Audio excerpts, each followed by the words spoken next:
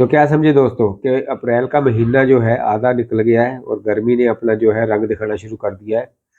और अब जो गर्मी आगे बढ़ेगी वो तो आप सबको पता ही है, हर साल देखते ही हैं। तो उससे पहले आप अपने जो एयर कंडीशनर है उनकी सर्विस करवा लीजिए, क्योंकि बिना सर्विस के कभी भी एसी नहीं चलाना है। पूरे जब सीजन चेंज होता है तो हमेशा सर्विस करवा कर तभी उसको यूज़ करना है।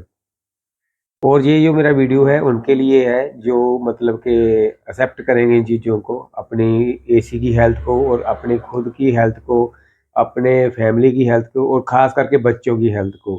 तो उनके लिए ये वीडियो जो है बहुत ही इम्पोर्टेंट है, क्योंकि एसी तो हर चलाता है लेकिन कुछ लोग, हर लोग अलग-अलग तरीके से चलाते हैं। तो मैं थोड़े से आपको टेक्निकल टिप्स देता हूँ जिससे मतलब कि आपका एसी और आपकी हेल्थ जो है दोनों का जो कंपैरिजन है ठीक रहे और आपको किसी तरह की प्रॉब्लम ना हो।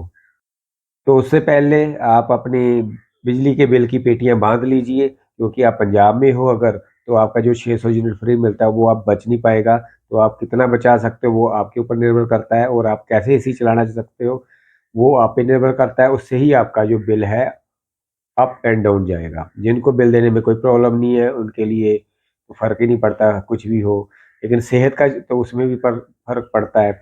लेकिन अगर आप बिल बजटेड हो तो फिर आपको ये मेरी बातें ध्यान से सुनिएगा, शायद समझ आए कि मैं क्या कहना, समझाना और कहना चाहता हूँ। पहला तो दोस्तों कि आप हमेशा जो एसी है ना 26-27 में चलाएँ। और इससे क्या होगा कि चाहे आपका इन्वर्टर एसी हो, चाहे नॉर्मल एसी हो, आजकल तो वैसे ज़्यादातर इन्वर्टर एसी शुरू हो गए उसी प्राइस में। तो अगर आप 26-27 में चलाओगे ना, तो आपका क्या है कि एक तो बिजली का बिल बचता है और दूसरा आपकी जो सेहत है उसको इफ़ेक्ट नहीं होता है। अगर आप ज़्यादा ठंडे में रहना की आदत डाल लो ना, आप मतलब कि टेम्परेचर घटाते जाओ, मतलब कि हमने तो 20 पे सोना है, हमने 18 पे सोना है, तो वो क्या होता है धीरे-धीरे आपके जॉइंट पेन्स जो है उन पे असर आना शुरू हो जाता है, चाहे बच्चा हो, चाहे बुजुर्ग हो। तो ये मतलब प्रॉब्लम आएगी छाती में, मतलब रेशा वगैरह आना शुरू हो जाता है। ऐसी मतलब बहुत सारी हेल्थ इश्यूज़ धीरे-धीरे शुरू हो जाते हैं।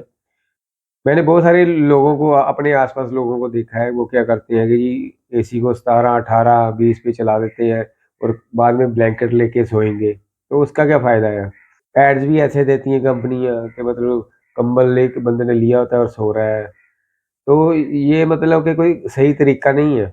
इस 26-27 पे अगर आप चलाते हो, तो उससे क्या होगा कि आपको एकदम से सुबह में प्रॉब्लम नहीं आएगी।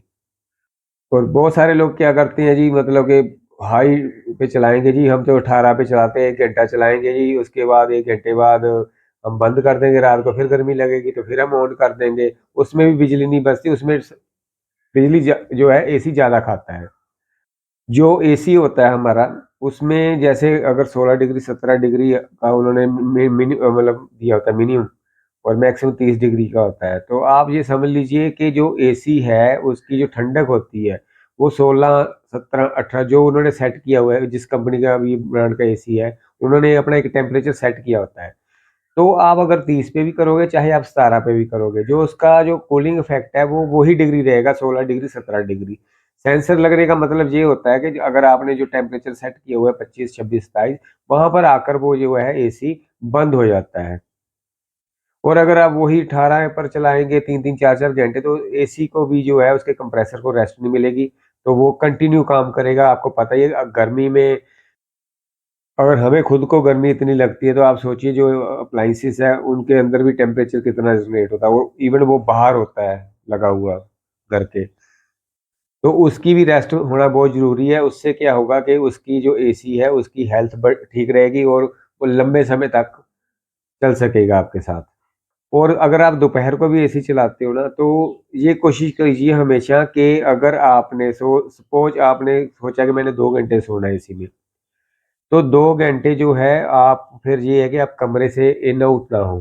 क्योंकि बच्चे जैसे होते हैं ना, बच्चे हो गए जहाँ मतलब कि अ, ऐसे भी हो सकता है कभी गेस्ट आ गया, कोई कुछ हो गया, आप एसी में जा रहे हो, फिर एसी से बाहर गर्मी में आ रहे हो, फिर अंदर जा रहे हो, फिर बाहर जा रहे हो, या किचन में जा रहे हो, साथ में एसी में घुस रहे हो।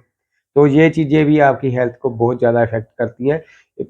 उम्र के हिसाब से तो पता नहीं लगता, जब बंदा ना थोड़ा-सा एनर्जेटिक होता है, और जैसे जैसे उम्र बढ़ती जाएगी ना, तब तब फिर ये असर बाद में आते हैं। जैसे ये कहते हैं ना, नीम हकीम की दवाइयाँ देरी से असर करती हैं, इसी तरह ये जो चीज़ें हमारी लग्जरी लाइफ है, ये हमें मतलब इस उम्र में नहीं करेगी, लेकिन इसका इफेक्ट हमें अपनी ढलती उम्र में पता लगेगा।